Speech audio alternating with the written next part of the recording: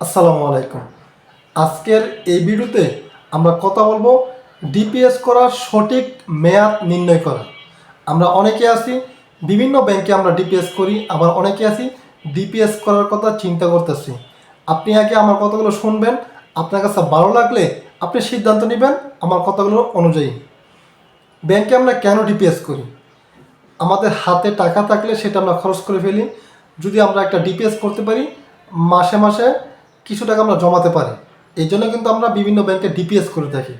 এখন ডিপিএস করার ক্ষেত্রে আপনারা যে ভুলটা করেন, আপনারা বর্তমান সময়ে আপনার যে ইনকামটা হচ্ছে সেই ইনকামের উপরে বেস করে আপনারা একটা মেয়াদ দিয়ে ডিপিএস করেন।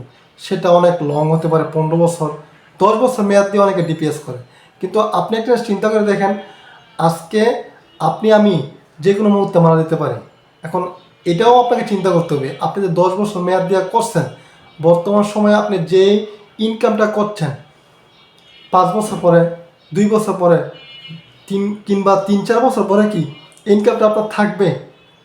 আপনার যদি ইনকামটা বন্ধ হয়ে যায় তখন তো আপনি ডিপিএসটা চালাতে পারবেন না। এর জন্য আপনাকে কি করতে হবে? আপনাকে খেয়াল করতে হবে, যদি আপনার ইনকামে কোনো সমস্যা হয়, যে ইনকামটা বর্তমানে করছেন এর চেয়ে কম হতে পারে একটা সময় গিয়ে, আপনি এমন একটা অ্যামাউন্ট নির্ধারণ করবেন এবং এমন একটা মেয়াদ নির্ধারণ করবেন যে আপনার ইনকাম না থাকলেও যাতে করে এটা আপনি সম্পূর্ণ করতে পারেন। আপনাদের সবচেয়ে উত্তম এবং বেস্ট আমার কাছে মনে হয় 5 বছর মেয়াদ দিয়ে যে একটা ডিপিএস করতে পারেন। এটা আপনার প্রফিটের দিক দিয়েও আপনি লাভবান হবেন এবং মেয়াদটাও ধরতে গেলে বেশি বড়ও না, আবার বেশি ছোটও না, মাঝারি সাইজের। 5 বছর মেয়াদ দিয়ে যদি 5 বছর মেয়াদ দিয়ে যদি আপনি একটা ডিপিএস করেন, তাহলে আমি আশা করি আপনি এটা চালাতে পারবেন।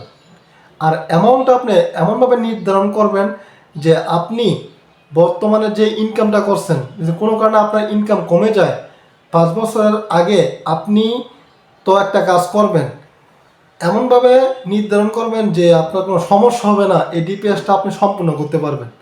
সেটা 500 টাকা হতে পারে। 500 টাকা এখন বর্তমান ধরতে গেলে কিছুই না, 500 টাকা দিয়ে কিছুই হয় না। 500 টাকা করতে পারেন, 1000 টাকা করতে পারেন। মধ্যবিত্ত মানুষগুলো কিন্তু বেশি ডিপিএস করে, মধ্যবিত্ত ফ্যামিলির মানুষগুলোই ডিপিএস করার স্বপ্নটা বেশি দেখে, তারা কিছু একটা করার স্বপ্নে ব্যাংকে ডিপিএস করে। এখন আপনাকে অ্যামাউন্টটা নির্ধারণ করতে হবে সঠিকভাবে। যদি আপনি অ্যামাউন্টটা সঠিকভাবে নির্ধারণ করতে পারেন, তাহলে আমি আপনাদেরকে কথা দিতে পারি আপনি ডিপিএস করে আপনি মেয়াদটা শেষ করার পরে কিছু একটা করতে পারবেন। আর আপনি যদি এখন মনে করেন আপনার ইনকাম 50,000 টাকা হচ্ছে, আপনি 10,000 টাকা করে দিবেন, আপনার 30,000 টাকা দিয়ে ফ্যামিলি সুন্দরভাবে চলছে, তাহলে আপনি ধরা খাবেন। আমি 100% বলে দেবো আপনি ধরা খাবেন। কারণ আপনার একটা সময় গিয়ে ইনকাম কমে যাবে, তখন আপনি আর ডিপিএসটা চালাতে পারবেন না। মাঝপথে গিয়ে মানে ডিপিএসটা ভেঙে ফেলতে হবে। এটা যদি আপনারা বুঝতে পারেন, তাহলে আমি আপনাকে কথা দিতে পারি আপনার ডিপিএসটা সম্পূর্ণ করতে পারবেন। আমি অনেককে দেখছি, ম্যাক্সিমাম মানুষ ডিপিএস করে অনেক আশা নিয়ে, কিন্তু সে আশা কিছুই হয় না, মানে মাঝপথে গিয়ে নৌকা ডুবাই দেয়, অর্থাৎ সম্পূর্ণ করতে পারেন না। আপনাকে সর্বপ্রথম নির্ণয় করতে হবে আপনি কত বছর মেয়াদ দেওয়া করলে আর কত টাকা অ্যামাউন্ট দেওয়া করলে আপনি ডিপিএসটা সম্পূর্ণ করতে পারবেন। এই দুটো যদি আপনি সমন্বয় করতে পারেন, তাহলে আপনি ডিপিএস কইরা এটা সম্পূর্ণ করতে পারবেন।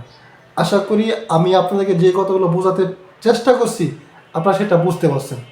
না বুঝতে পারলে কমেন্টে জানাবেন।